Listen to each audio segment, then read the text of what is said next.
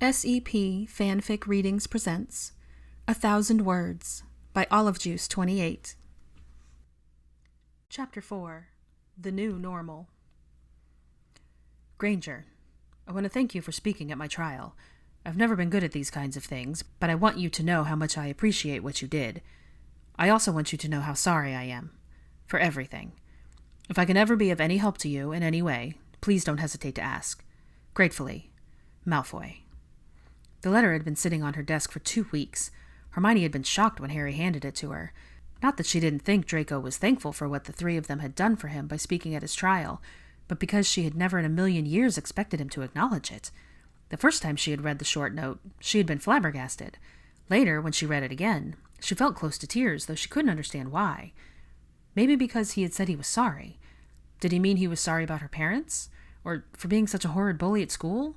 Or for the way she was tortured and scarred by his insane aunt? Probably all of it, honestly. Harry had been filling her in on his visits with Draco, both while he was still in Azkaban and after, and insisted the Slytherin prince had changed, that he was no longer the arrogant, smirking antagonist who used to sneer at them on a daily basis, nor did he hold to the pure-blood notions his parents had been so insistent about. She was glad to hear it, especially since it would seem that he would be back at Hogwarts with her for their 8th year, and she really didn't have the energy to deal with that kind of animosity anymore. When Hermione had returned from Australia, the day before the trial, she had written to Professor McGonagall and officially accepted her offer to return to Hogwarts. The heartache she felt after leaving her parents had been the deciding factor. She was in no fit state to embark on a career path, or try to make any life-altering decisions about her future. Hogwarts had always been a haven for her, and it would be so once again as she worked through the guilt she carried, and as she waited to hear from the experts she had contacted. There were, however, certain things she needed to deal with before she left. After Draco's trial, she and Ron had slipped out a side door and had taken a very roundabout way out of the ministry, as a means to avoid the reporters and onlookers. They had decided to grab lunch at a nearby cafe, and Hermione used the time alone to broach a sensitive subject. "I think we need to talk about us," she began quietly, forcing herself to look him in the eyes. He stopped chewing his mouthful of sandwich and swallowed with difficulty.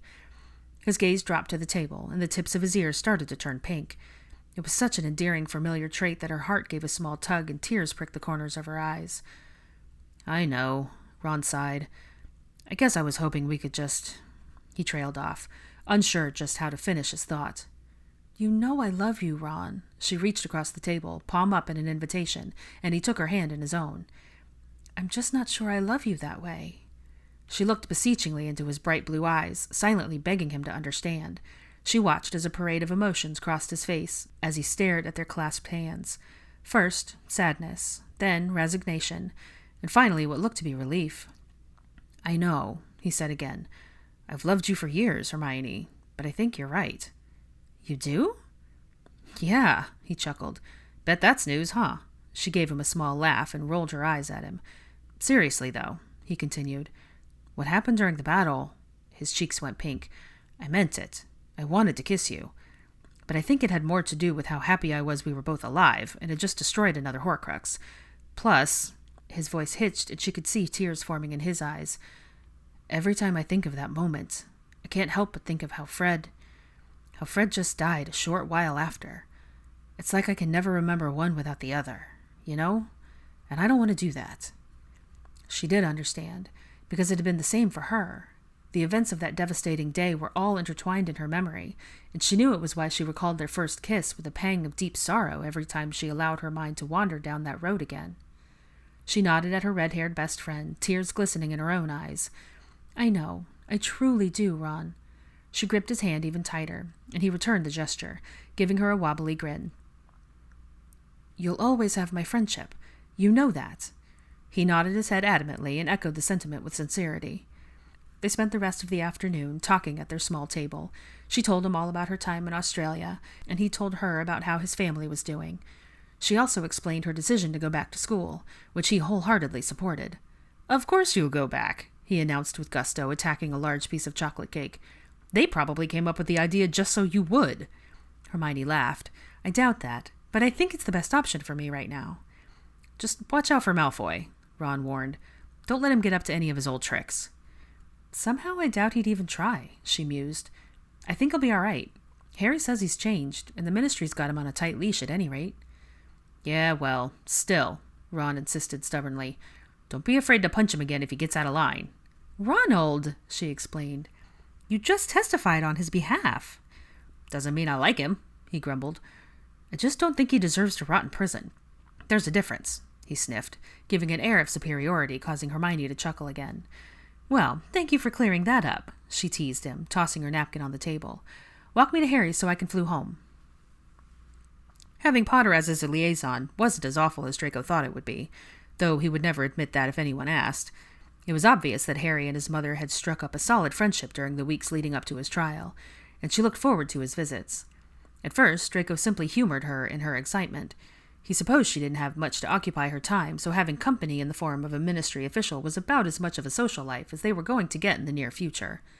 However, much to his surprise and chagrin, Harry was an amicable guest. He was always respectful to Narcissa, never once treating her like a convict or as someone who didn't deserve the freedom she had gained. He brought her the latest fashion magazines and shared any bits of high society gossip he had overheard since he'd last been there. He also started bringing Draco articles on Quidditch teams and potioneering, knowing that those were his two greatest interests. Harry usually arrived for afternoon tea and stayed for several hours. He was supposed to meet once a week with Narcissa and once a week with Draco, so he had standing appointments on Tuesdays and Thursdays, but he usually met with both of them for tea and wound up chatting with Draco once Narcissa had drifted off to see a household task. Typically, he would ask his standard ministry protocol questions, first to get them out of the way. Had they had any recent visitors since he last saw them? Had they received any form of correspondence from any former Death Eaters? Had anyone tried to bother or harass them in any way? The answers were always in the negative. If Harry had any news regarding their probations or sentencing, he would share that, and then move on to less formal topics. The fourth time Draco found himself alone with Harry, he asked a question that had been buzzing around in his head since his release. Why did they speak at my trial? Harry didn't need to ask who Draco meant, but he still looked quizzically at him for a second, so Draco continued. I mean, I get that you're the famous chosen git who saved the world, Harry chuckled as Draco ranted, and you felt it your duty to bestow your goodness on those less fortunate. But why the other two? It's not like any of us were ever friends at school. None of you owed me anything. When he finished, Draco found himself slightly embarrassed and unaccountably nervous, even though his words had been spoken more in jest than animosity. As he looked down, fidgeting with his shirt cuff instead of meeting Harry's eyes. Well, Harry began slowly, being entirely honest, we, Ron, Hermione, and I, didn't think it was fair, what was happening to you. You were the only one of our classmates to get chucked into Azkaban, but you weren't the only one fighting on Voldemort's side. But I'm the only one he branded, muttered Draco. Yeah, but you didn't volunteer for that either, said Harry firmly. Look, Malfoy, I know there's a long and nasty history between you and the three of us, but schoolyard taunts and a handful of hexes don't equal you wasting away in prison. We've put those days behind us, and you should too. His green eyes continued to pierce Draco even after he finished speaking. Draco grudgingly heard the truth behind his words. He'd been given a second chance, and he wasn't about to spend it dwelling on the past. You're right, he started, but Harry interrupted him. Sorry? Say that again, Malfoy? Draco sighed dramatically, knowing his old nemesis wasn't going to let him get away with this one easily. I said, you're right, Potter, he repeated, rolling his eyes. Hang on, said Harry, making a show of patting his pockets and looking around. I need a quill and parchment. What in Merlin's name for? To document this historical event in which you, Draco Malfoy, have clearly stated that I am right, Harry finished, laughing at the scowl that had formed on the blonde's face. Oh, don't be so touchy, he continued, or I won't take you with me. Take me? Take me where? Consider it your first bit of community service, said Harry. I promised to help George and Ron at the joke shop. It's been kind of slow going since Fred's been gone, and they need some help stocking all the shelves and reorganizing new merchandise. I asked if I could bring you along, and they said it was fine. They'll appreciate the extra set of hands. Draco considered this for a few seconds. True, he hadn't been out of the manor since he was released, and before that he had spent more than 2 months in a cell. It would be rather nice to get out, but the idea of facing the wizarding public was rather daunting. He thought back to the horde of reporters and onlookers in the ministry atrium. Harry seemed to read his mind. We'll be able to flew directly there. We can go to the Auror office, and then to the shop. You won't have to walk down Diagon Alley or anything. At this, Draco huffed a breath, squared his shoulders, and nodded once. All right, then. Let's go. At first, Draco wasn't sure anyone was in Weasley's Wizard Wheezes. He and Harry stepped out of the fireplace in what appeared to be an office in the back of the store, and as they made their way out to the front, they didn't see or hear anyone else moving around. As they entered the main area, they spotted George up on a ladder, rearranging brightly colored boxes on the highest shelves. "Oi, George!" called Harry. "Harry, sorry, didn't hear you arrive," George said as he slowly climbed down the ladder and shuffled across the room to meet them. He shook Harry's hand and immediately turned to Draco, offering his hand as well. "Thanks for coming, Malfoy," he said in a quiet, monotone voice. "No problem," said Draco, feeling slightly off-kilter by the polite, albeit subdued, greeting. While he had rarely interacted with the twins, he knew just how exuberant and boisterous they were. This shop, with all of its bright displays and bold colors, was evidence of that, and yet George was definitely changed. He seemed older, and so very solemn. It was understandable, of course, but still unsettling to witness. Draco wondered how difficult it must be for his family to see him so altered. Before he could ponder that thought further, however, the front door jingled and Ron walked in with his arms loaded with paper bags. "Lunch!" Ron hollered. "Sorry it took so long. Katie Bell was working the counter. We started talking about the Cannon's upcoming match, and—" He trailed off as he realized he and George weren't alone. "Oh, hey, Harry," he nodded to Malfoy, a slightly skeptical look on his face. "I'll take mine in the office, and you can tell our new help what to do while you eat." George dug through the bags, pulled a couple of containers out, and walked back down the hall Harry and Draco had just emerged from. They heard a door close softly and turned to look back at Ron, who shrugged in a helpless sort of way and put the bags on the counter. "That's about the longest sentence he's said all week," Ron started, pulling containers from the bags. "And this is the first week he's managed to be in the store for a couple days in a row. We've gotten a lot done, but it's slow going, and he holds himself up in the office every few hours." He spoke mostly to Harry, but obviously didn't mind if Draco heard what he was saying. As Ron was talking, Draco glanced around the shop. It was vibrant and almost overwhelming, and every nook and cranny seemed to be bursting with jokes and tricks and the like, but there was a method to it. Everything seemed to be intentionally placed. Organized chaos, he thought. However, as his eyes roved over towards the front counter, where the cash register stood, he noticed a very large, very blank expanse of wall behind it. It looked like the type of space one would see over a fireplace mantel, where a large, expensive piece of artwork would be displayed. It was painted a flat beige color that didn't fit in with the rainbow of hues throughout the rest of the store.